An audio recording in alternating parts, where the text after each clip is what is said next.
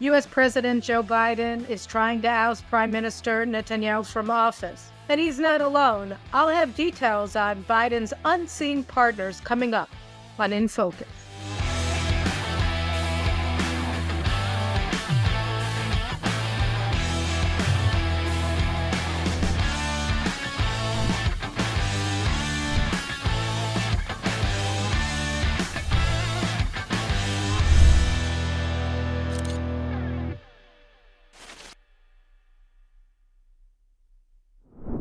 Earlier this week, we were all pretty stunned to see Senator Chuck Schumer, the highest level Jewish politician in the United States, the Senate Majority Leader, call for Prime Minister Netanyahu's ouster from power.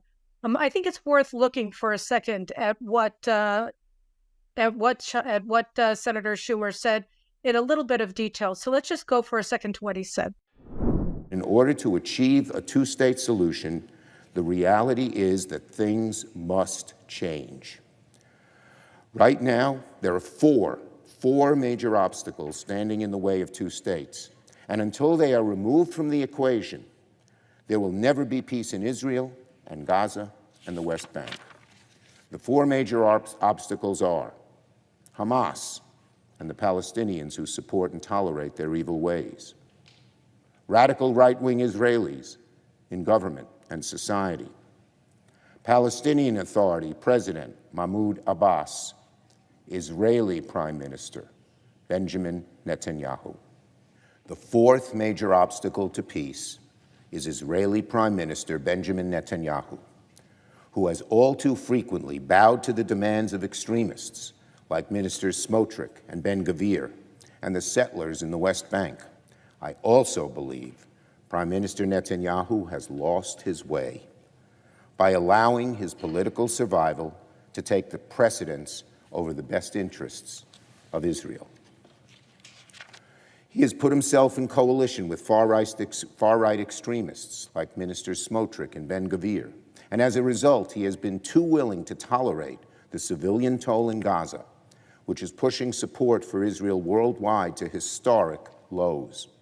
Israel cannot survive if it becomes a pariah.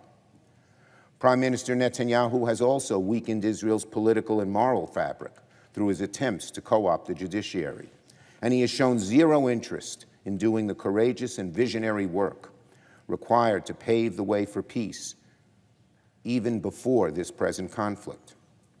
As a lifelong supporter of Israel, it has become clear to me the Netanyahu coalition no longer fits the needs of Israel after October 7th.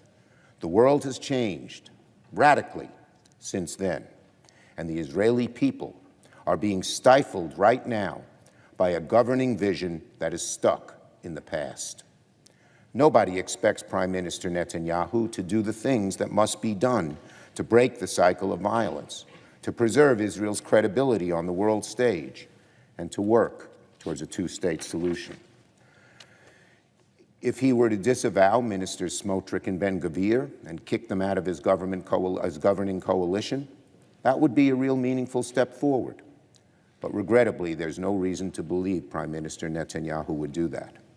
He won't disavow Ministers Smotrich and Ben-Gvir in their calls for Israelis to drive Palestinians out of Gaza and the West Bank. He won't commit to a military operation in Rafah that prioritizes protecting civilian life. He won't engage responsibly in discussions about a day-after plan for Gaza and a longer-term pathway to peace. Senator Schumer said that after October 7th, we're all in a different place in Israel in terms of what needs to be done for our society, and that Prime Minister Netanyahu simply, he's not up to date. He doesn't have what it takes to get Israel where it needs to go. Israel needs a two-state solution, he said. We need to have a Palestinian state. And Prime Minister Netanyahu and the hardliners that are in his government, particularly Treasury Minister Bezalel Smotrich and National Security Minister Itamar Ben-Gvir, they're just, they're too fanatical. They're just not going to do it. They won't do what needs to be done in order to get to a Palestinian state. And therefore, Netanyahu, who's siding with them, he has to go. What's interesting about what he said is that 2 weeks ago, Israel's so-called premier national security think tank, the Institute for National Security Studies, had their annual conference that was in part sponsored by the U.S. Embassy here in Israel. And the INSS is sort of the meeting ground or the post IDF nesting grounds for all of Israel's retired senior military brass. It's led today by retired Major General Tamir Hyman, who until a couple of years ago was the head of Israel military intelligence in the IDF. And his predecessor, Amos Yadlin, was another former head of IDF military intelligence. We remember, of course, the military intelligence is the primary body responsible for Israel's failure to heed the warnings that we had before October 7th that Hamas was about to carry out an invasion of Israel. Lower-level intelligence officers had received Hamas's detailed plans, and the head of the intelligence directorate, Aaron Khaliwa, just ignored them and insisted in every forum that Hamas was completely deterred, and we were looking at 5 years of quiet and peace from Gaza. All we needed to do is continue getting the Qatari money flowing into Gaza, give them money, let them work in Israel, and everything would be fine. And in the event, of course, he was completely wrong. And the plans that lower-level NCOs had intercepted from Hamas, giving the details of the October 7th invasion, were absolutely correct and accurate. And what they portrayed in those plans is precisely what Hamas did in terms of their invasion of Israel with a division-level strength, the conduct of mass slaughter, kidnapping. They didn't foresee the rape, but that as well is a component part of Hamas's plans. And we had almost all of it in our hands over a year before it happened. And our intelligence leadership refused to heed the warnings, ignored them, and went with their concept that all we needed was to have quiet, was to pay off Hamas with Qatari money and with jobs in Israel. So that was them, and his predecessor, Tamir Hyman, also shared that view of Hamas. At any rate, at their annual conference 2 weeks ago, all of the speakers, it was sort of amazing, every single one of them, or at least every single one of the major speakers at the conference, all gave speeches that were aligned with the Biden administration strategy for handling the war with Hamas. Obviously from Israel, with an Israeli gloss on it, but basically what they all said was that in the day after, Israel needed to enable the Palestinian Authority to take over Gaza. We did last in focus on the Palestinian Authority security forces and the Regavim report that showed that that the Palestinian Authority security services, much as our intelligence geniuses from the IDF don't want to admit it, that it's actually a terrorist organization over the past 3 years by their own admission, the admission of the Palestinian Authority security forces. 78 members of their security services have participated in terrorist attacks against Israeli civilians and soldiers. And again, the last one that we know of was on February 29th, when you had a Palestinian officer from the U.S.-funded and trained and armed Palestinian Authority security forces carried out the terrorist attack at the gas station outside of the town of Eli in the Benjamin district, where he murdered 2 Israeli civilians, one a 53-year-old rabbi, and the second one is a 16-year-old teenage boy. And so they want these Palestinian Authority security forces to take over Gaza after the war, which is very much in alignment with the American position, which is that the Palestinian Authority has to take over Gaza. The other thing that they said is that the end of the war should be normalization of relations between Israel and the Saudi Arabians, and the way to bring that about is for Israel to agree to support the establishment of a Palestinian state in Judea and Samaria and in Gaza. So these are all the positions that are taken by the Biden administration, but notably, these are positions that are rejected, aside from, of course, normalization with Saudi Arabia, who's opposed to that. But the idea of the security forces of the Palestinian Authority taking over Gaza after the war is opposed by nearly 90% of Israelis, according to multiple opinion poll surveys that show that Israelis don't support and do not trust the Palestinian Authority, specifically because of its support for Hamas. 85% of Palestinians support the October 7th attack against Israel, the invasion of Israel. Israelis oppose the Palestinian Authority takeover of Gaza after the war, and 75% of Israelis oppose Palestinian statehood. If you poll Israeli Jews, it's even higher. So you have the security brass, as you know, we see from INSS, which is where they all work after they leave the army. They're all in complete alignment with the American position of the Biden administration, which stands in opposition of the position not only of the government of Israel, but of upwards of 3/4 of Israelis. And by the way, the other interesting thing about it is that a number of the speakers at the INS conference 2 weeks ago also said that Netanyahu has to be ousted from government in order for us to get to the promised land, the place where we all want to be, which is a Palestinian state. Notably, one of the people who said it was Nadav Argaman, who is the former head of the Shin Bet, Israel Security Service. And he said that Netanyahu had to be ousted in order for us to get to where we want to go. He also said that, the Palestinian Authority is totally anti-terror, all evidence to the country, which is really troubling, given that the Shin Bet is responsible for fighting Palestinian terrorism. But whatever. So that's part of the alignment of this Israeli elite with the United States and against the position of the overwhelming majority of Israelis.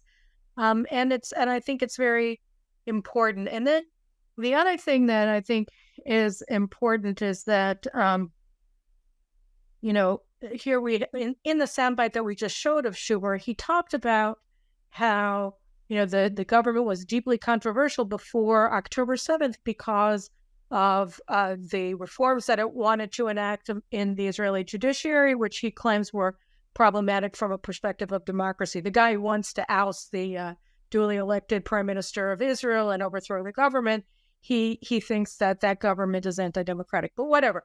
And I think that here I just wanted to switch for a second to something really unbelievable that I heard yesterday, which is the recording of a podcast, and I want to play you a couple of excerpts from it, that I guess was broadcast or whatever, launched a couple of days ago.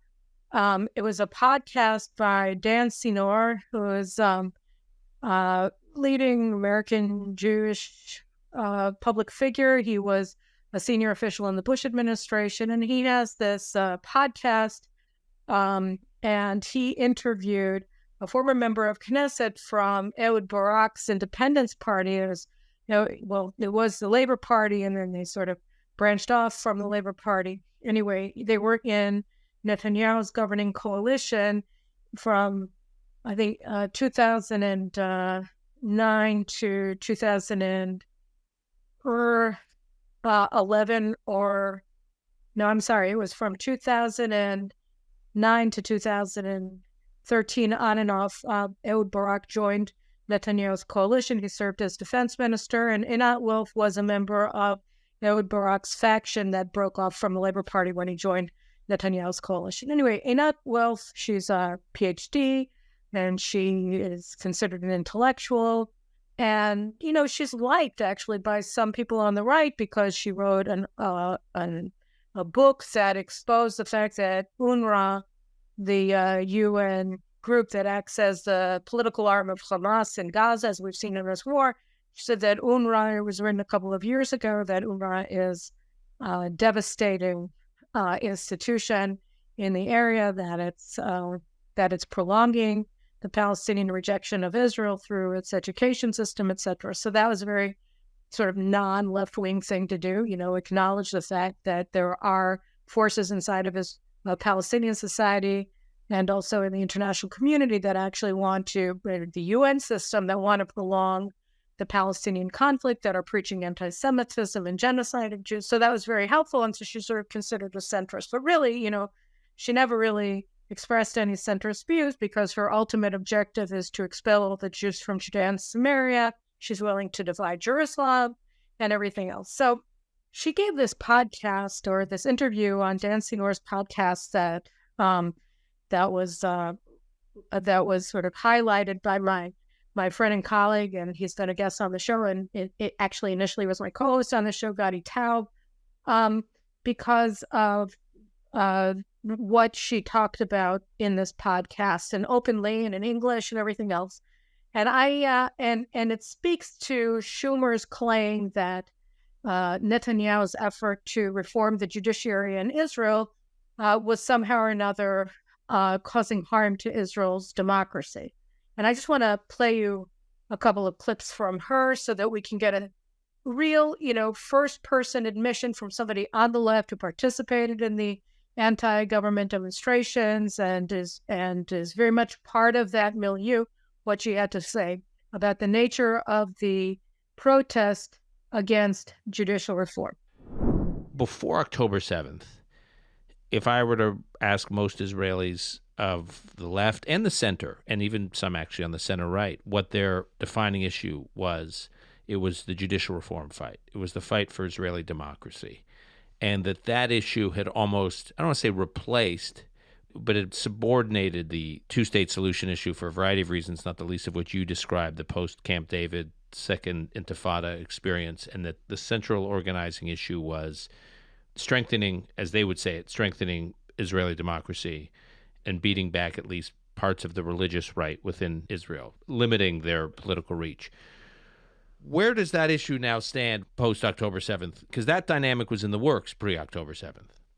So given that I think that issue was always just a proxy issue, I can say this. The official issue is really not a central issue right now.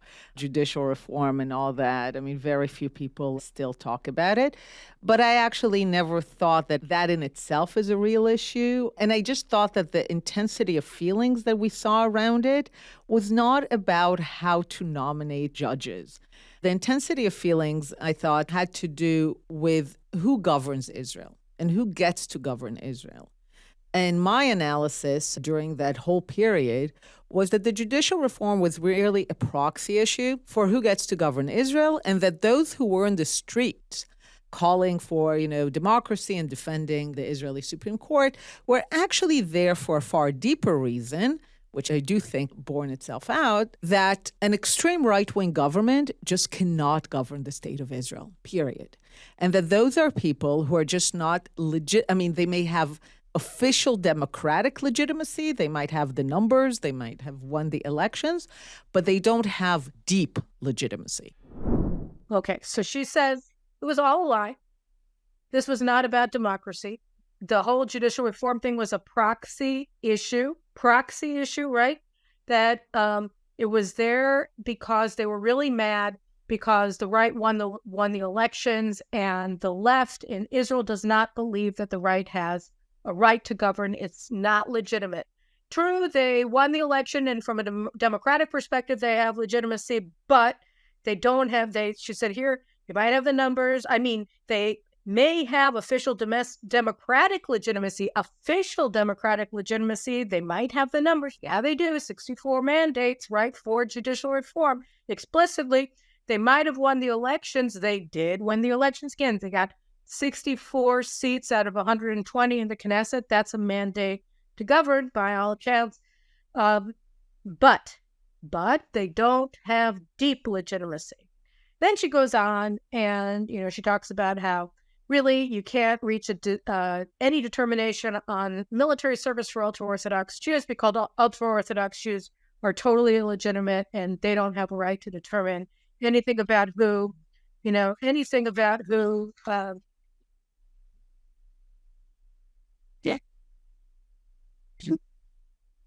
The ultra-Orthodox Jews, totally illegitimate, and they don't have a right to say who gets to serve, who gets exempt from military service, nothing. They're like, no, they can't be allowed to have a voice in that debate.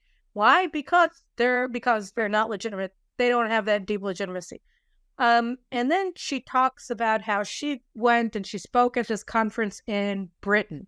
And at this conference in Britain, she heard people refer to the Tories as the natural party of governance, that had been ruling Britain for 90 out of the previous 120 years, and then even with the 30 years that the Labour Party was in charge, 10 of them were with Tony Blair. He was third way. He was really a centrist. He was really half Tory. So that's only 20 out of the last 120 years. So she said, gee, I get that, because the Labor Party, the old guard Labor Party, Mapai, that was the governing party in pre-state Israel, and then for the first 25 years of Israeli of sovereign Israeli history, they were the natural party of governance, and the Likud is the natural party of the opposition.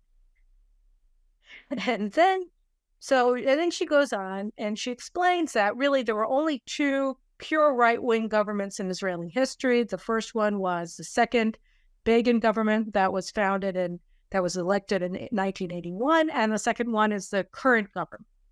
Okay, so she says that in all the other governments that were led by Likud, they all had babysitters. They were parties, breakaway parties or whatever, from the ruling class of Israel that came to be babysitters to protect Israel from the policies of the elected government. And then that's what they did. And that the problem with this government is that it didn't have a babysitter from the left. Okay, so I just want to play you a second clip here. Let's start it from... Oh, and by the way, she called the second Begin government and this government a colossal disaster. And then she said, gotta go. Here, we're going to start it from enduring judicial reform. Okay? So she says this. Enduring judicial reform. Let's go to the videotape. Even when Likud was in power, you always had what I call a labor babysitter. So essentially someone from the natural party of governance who came to babysit those who could not be trusted to govern. And during judicial reform, I think this is what basically happened, that the people in the streets calling for democracy, they were not really calling for democracy. At least that was my interpretation. They were basically saying that with all due respect, you, this right-wing government, this coalition of extreme right-wingers and settlers and Haredis who don't have a skin in the game, you do not get to govern the Jewish state because you don't actually get what it means to govern it. And I think they were right. And by the way, the reason that Gantz rushed into the government after October 7th is the understanding that they cannot be left to govern. It's just irresponsible. We talked a couple of weeks ago, I think, about how he came to Washington, and the National Security Council's spokesperson, Kirby, said that, well, actually he invited himself. Nobody asked him to come, but we're always happy to hear from our Israeli partners, and therefore we brought him in. So I just want to alert you to something really interesting. Channel 14 on Monday or on Sunday of this week reported something extraordinary that I went back and looked at. There's this post on Twitter. There's a post on Twitter that is taking an internal chat of the leaders of the sort of, you might call it the protest group, the people who were organizing all of the anti-government protests in the 10 months coming up before October 7th. And so they're still together, they're still operating, they're still organizing protests,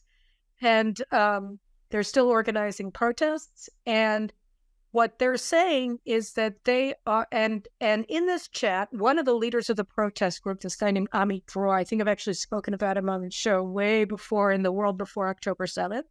He says in their web chat, in their WhatsApp chat group, he's giving them information about communications that he's been having with White House officials. Okay, and he said in a later interview with Channel 14 that he has deep contacts inside of the White House.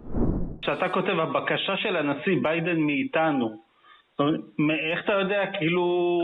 אני לא יכול להגיד לך, אבל זה מגיע עמוק בתוך הבית הלבן. אני מכיר הרבה מאוד מהאנשים בממשל האמריקאי, והם מודעים לזה שאני מאוד פעיל חברתי בישראל, ומעבירים לי לפרט, זה לא פעם ראשונה. So this guy may be a blowhard, and everything that he says may be false. But I think it speaks to the mindset, at a minimum, of the people who are organizing the anti-government demonstrations that they're trying to expand today and make them into mass riots against the government. It speaks, at least at a minimum, to their mindset and how they view themselves in terms of the U.S. administration and how they view the administration as their ally in ousting the government. So this guy, Ami Dror, he writes in a very long set of posts that were exposed, that were reported on by this Israeli Hebrew language Twitter account called Arab Blue, and he brought he brought what Ami Dror said, and there were basically 4 sections of it, and they're all about the Biden administration's plans vis-a-vis overthrowing the Israeli government, and B, how the Biden administration seeks to incorporate the Israeli protest movement to oust Netanyahu from government into what Ami Dror claims that they refer to as a color revolution that will bring about the overthrow of the Israeli government. And so basically he gives 4 different components to what he claims is the Biden administration's effort to overthrow the government, that the last component of which is their efforts to reorganize mass demonstrations against the government to force Netanyahu from power. And so the first component that he lays out, and again, he claims this is all based on direct communications with the White House. And again, this may or may not be true. The guy may be a blowhard. He claimed in a subsequent interview with Channel 14 that it's absolutely true, that he has deep contacts in the White House. So this is what this guy, Ami Dror, said. He said that the first component of the plan is the Biden administration's plan to build a port in Gaza. And we know that President Biden spoke about this plan in the State of the Union address. And he said that the goal of the port thing is to seize control over Gaza from the IDF, just to make the IDF lose control. So we saw the beginning of that with the parachuting in of MREs, of meals ready to eat, from U.S. aircraft into Gaza. We had the same thing with Jordan, and it's not clear the level of coordination that the U.S. is carrying out with Israel prior to these drops of meals ready to eat. And, there were reports that 5 people in Gaza were killed when they were hit by MREs or something falling from the sky. I don't know. But the point is that part of it is to make Israel lose control of the humanitarian situation in Gaza, to cause chaos, and to make Israel just sort of raise its hands and say, I don't know what to do anymore because we've lost control of the situation. And the other thing is that they want this port in order to bring in building materials, because what we really need to do is rebuild Gaza. Because we know that none of that concrete for building buildings is going to be diverted, God forbid, to build another 500 miles of underground terror tunnels. No, of course. So he claims that that's the purpose of the port. It's to make Israel lose control of Gaza and to rebuild Gaza. The second thing he says, he's talking about the hostage deal. So today, Israeli negotiators are flying to Qatar for another round of negotiations in Doha, the capital of Hamas in the Arabian Peninsula. And they're meeting with Qatari negotiators and U.S. negotiators and whatever, Egyptian, to try to get to a deal. And so what Ami Dror claims is that the hostage deal, the purpose of the hostages, this isn't a humanitarian issue from the American perspective, he claims. It's instrumental to ousting Netanyahu. So the hostage deal that they intend to force Israel to accept is one that will bring about the end of the war without victory, meaning an Israeli loss, and that will destroy Netanyahu's governing coalition, because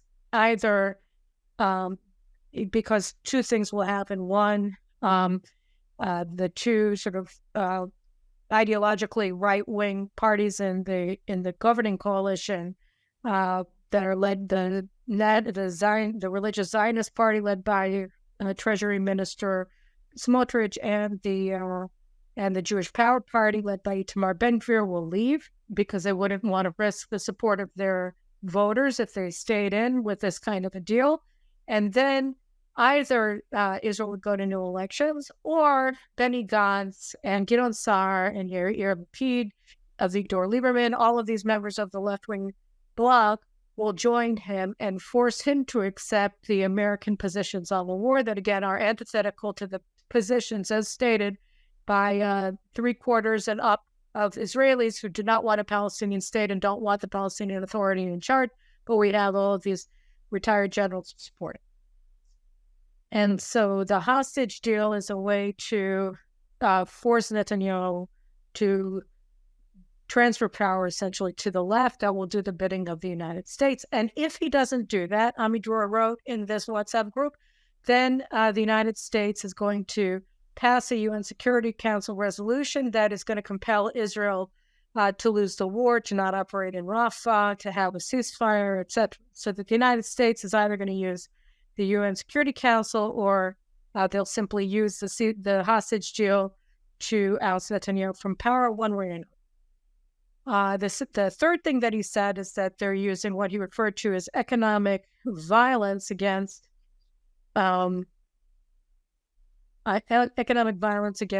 ministers. And here the concept is that sort of in wait, we have the International Court of Justice that's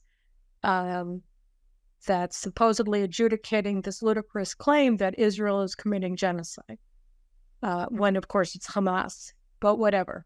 And so that's one aspect of it. And the other aspect of it is the International Criminal Court. So the International Criminal Court, the United States is a member, but all of these European nations are. And today, Monday, we had Joseph Borrell, who's the EU foreign minister, who's accusing Israel of deliberately starving the people of Gaza, which is just an utter lie. But what's the point of this kind of lie? Again, it's instrumental. It's in order to gain something. And the thing that it gains is the ability to charge Israeli ministers with war crimes. Because if you're deliberately starving a population, then you're committing a war crime. And so if the EU foreign minister is accusing Israel of war crimes, then that gives legitimacy to an international criminal court prosecution of Israelis for war crimes. And the idea, according to Amidor, who claims that he has, said again, he claims. So this may just be him, and I wouldn't put it past him to just make these claims without any real connection to the administration. But he says that the idea here is to extort concessions from members of the cabinet who don't want to be charged with war crimes, who don't want their accounts frozen, and he names specific ministers. Whatever, I'm not going to go through it, but that he believes that that he claims the Americans believe, but he certainly believes are susceptible to extortion and threats of having their bank accounts seized. And then there's actually 5 things. The fourth thing is Benny Gantz. So he alleges that Benny Gantz was actually summoned to Washington, contrary to what Kirby said, because he was dressed down, that the administration had expected Gantz to come into the government and then leave after a few weeks and bring down the government. Or at a minimum, initially it was supposed to be like 6 weeks, and then it was January. And now it's a hostage deal, and they demand that he leave and destabilize the government and overthrow the government, etc., go to new elections. And so far, he's failing to do that. They may still support him as prime minister in the future, but he's out of the game of ousting the prime minister. And now Amidor claims that this is just the United States has, the administration has taken full charge. This is their plan, how to do it. And this, he says, is where the anti-government demonstrations come in. So he claims that their job now is to ignite Israel across country with mass demonstrations against the government in order to bring down the government. And so, in the service of a foreign government, in the service of the United States of America. Now, obviously, there are questions here about whether this isn't a criminal enterprise. But, here that they claim to be operating as agents of a foreign power, regardless of how friendly it is, I trust that our Attorney General, who is totally political, won't do anything about it. So we'll just put that aside. But, what's really interesting is that most leftists, again, recognize that those three goals that were laid out by INSS, bringing the Palestinian Authority into Gaza after the war, the Palestinian Authority security forces, which we showed, are essentially a terrorist organization that the United States supports and sponsors. Bring it in. Almost no Israelis support that idea. 3/4 of Israelis do not support, including Arabs, do not support a Palestinian state. And the thing with Saudi Arabia is just sort of, a bait on a hook. And then everybody is for it. I mean, I'm for normalization with Saudi Arabia in theory, but not if it, requires Israel to commit suicide. Okay? So the basic idea here is, this is what the United States wants. This is what these members of the elite want. And that brings me back to Wilf's podcast, because the title, I think, of the podcast is something like The Shattering of the Israeli Left. And she spent the first third of her conversation with Sinor explaining that indeed October 7th was a shattering experience for Israeli leftists, because until then they always thought that the Arabs and the international community, such as it is, drew a distinction between legitimate Israel, which is Israel, she claims, within the 1949 armistice lines, and illegitimate Israel, which is, unified Jerusalem, Judea and Samaria, Gaza, etc. And so they assumed that the international community and the Palestinians were with the Israeli left, because the Israeli left was with them in terms of only supporting legitimate Israel. And then came October 7th, and the primary victims of Hamas's invasion force were the Israeli leftists who live in all of the communities along the border with Gaza. Right? They were the primary victims, Israeli leftists from Be'eri, from Nir Oz, from Kfar Aza, from the Nova Festival, which, as she noted, was a peace festival. All of these people that were deliberately targeted, and communities that are deliberately targeted by Hamas, are all communities that are associated really with the far left of Israeli politics. And yet they were the ones who were butchered. So that showed that the Palestinians, and they also referred to them, the Hamas people did, as settlers. We're going into the settlement of Be'eri. We're going after the settlers. And as if, they lived in Judea and Samaria, and here they lived in Be'eri. So that disabused the left of the idea, right, that the Palestinians were drawing a distinction. And then the second thing was that here the international community started going against Zionism, which is supposed to be about legitimate Israel from the perspective of Reinat Wilf and her colleagues.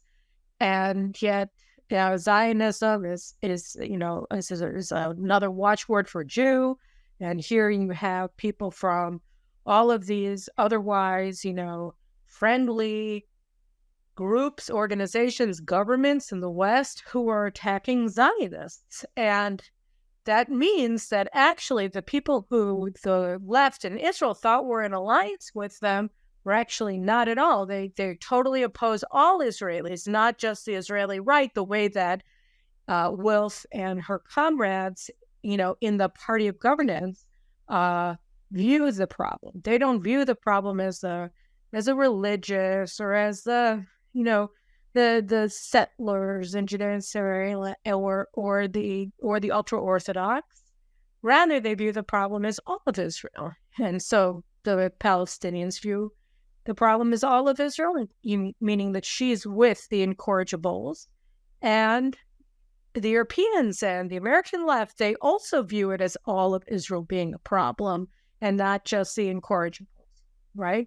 And that was a really shattering experience that Israeli leftists underwent on and since October 7th.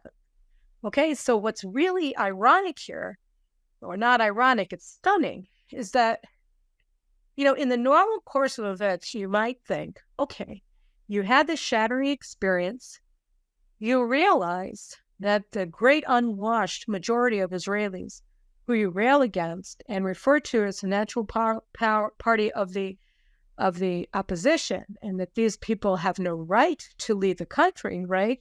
That they were right all along, and that you were wrong all along. They recognized that the problem wasn't, the communities in Judea and Samaria. It wasn't ultra-Orthodox Jews. It wasn't religious Zionists. It wasn't Sephardic Jews. It wasn't anything. It was that, fundamentally,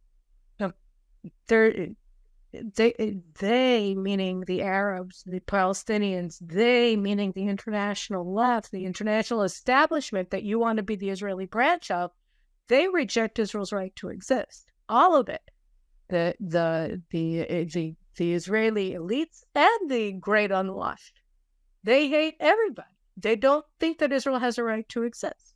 And Joseph Borrell, who's accusing Israel of the war crime of deliberately starving Palestinians, which is self-evidently a lie, he's not doing it because he hates Itamar Ben-Gvir, or even if he hates Benjamin Netanyahu.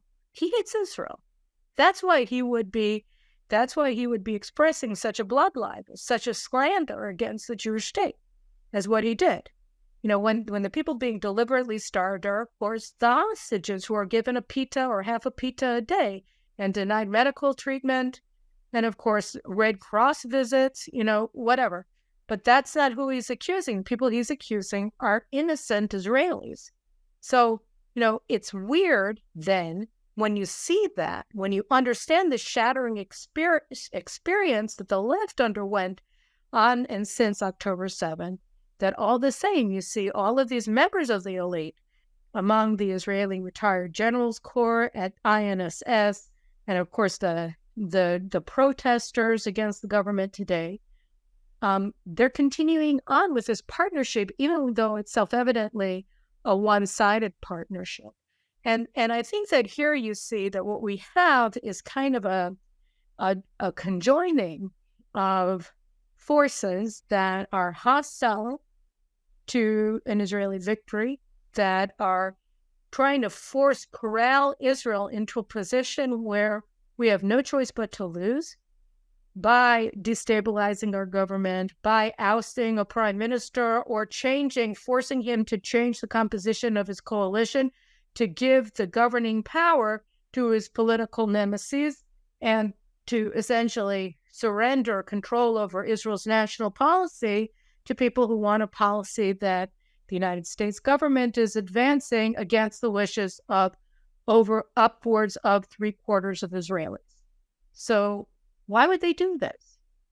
What would be the impetus for them to do what they're doing? And I think that here, what's really amazing, and that comes through very clearly in Wolf's sardonic laughter when she talks about the majority of Israelis, is this prejudice. It's this incredible prejudice.